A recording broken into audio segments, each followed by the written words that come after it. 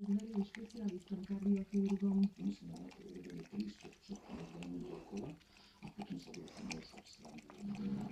Prečo chcel František skoncovať so životom, susedia netušia. Povedali, že býva spolu s priateľkou. Prečo neboli nejaké zaručky, samozrejme, čo aj neznáme. Že celkom Oni to byli spolu, hovorili sa načili chodili na nákup do mesta, chodili a tak, ešte za ručky sa hodili, na loďky sedeli, počkali si, že nebolo nič. No čo bolo dnúka, nevieme. Z umeného Jana Verasová, televízia Joj. nám sa podarilo zistiť, že Františka len pred malou chvíľou prevezli z operačnej sály na izbu. Kardiochirurgom sa voz podarilo skryte úspešne odstrániť. Šéfka našťastie nezasiahla srdce.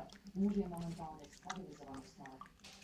Teraz uvidíte, ako to vyzerá, keď vodič autobusu zadriene za volantom. Presne to sa stalo mužovi, ktorý šoféroval tento autobus.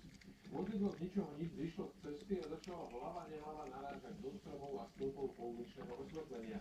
Záznam priemyselnej kamery sa končí vo chvíli, keď autobus narazí do steny budovy a zastaví sa. Polícia obvinila šoféra z nezbavlivosti pri vedení motorového vozidla.